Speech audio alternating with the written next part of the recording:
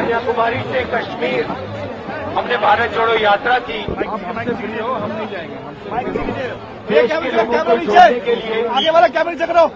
सब धर्मों को, भाषाओं को, प्रदेशों को, जातों को एक साथ करने के लिए हमने भारत जोड़ो यात्रा की और बहुत सक्सेसफुल यात्रा रही। तो लोगों ने कहा कि कन्याकुमारी से कश्मीर, भैया इसको खींचिए मत प्लीज, कन्याकुमारी से कश्मीर यात्रा कर ली मगर ईस्ट से वेस्ट भी यात्रा होनी चाहिए। इसीलिए हमने मणिपुर से महाराष्ट्र तक अब दूसरी भारत जोड़ो न्याय यात्रा शुरू की। आप जानते हैं कि हमारे आदिवासी भाई हैं, बाकी लोग हैं, आप जानते हैं कि आपके खिलाफ अन्याय हो रहा है, आपकी जमीन छीनी जा रही है, आपका जो इतिहास है उसको मिटाया जा रहा है और आरएसएस और बीजेपी की विचारधारा जो आपका है, चाहे वो जल हो, जंगल हो, जमीन हो, वो किसी न किसी बहाना बनाकर आपके हाथ से खींचने की कोशिश कर रहे हैं। ये सच्चाई है, पूरे देश में सच्चाई। हम आपको आदिवासी कहते हैं, वो आपको वनवासी कहते हैं। आदिवासी और वनवासी में आप फर्क जानते हो? जानते हो फर्क? तो जानता है, मैं आपको बताता हूं।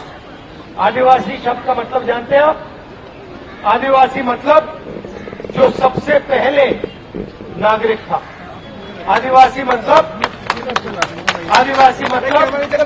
वो व्यक्ति जो इस धरती पे सबसे पहले आया था, वो आप लोग हो।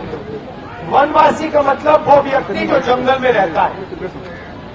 बीजेपी चाहती है कि आप जंगल में रहो, आपके बच्चे कॉलेज यूनिवर्सिटी में ना जाएं, अंग्रेजी ना पढ़ें, बिजनेस ना चलाएं। हम चाहते हैं कि जो आपका है वो आपको वापस लौटाया जाए। आपकी जमीन है, आपका जल है, आपका जंगल है, वो आपके हाथों में फिर से वापस दिया जाए।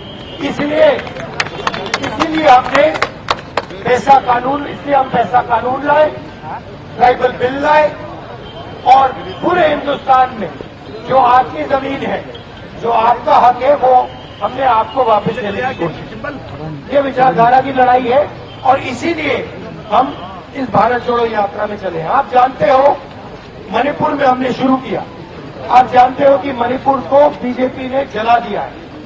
वहां पे महीनों से सिविल वॉर जैसा माहौल बना हुआ है, लोग एक दूसरे को मार रहे हैं और आज तक प्रधानमंत्री वहां नहीं गए। आज तक प्रधानमंत्री मणिपुर नहीं गए।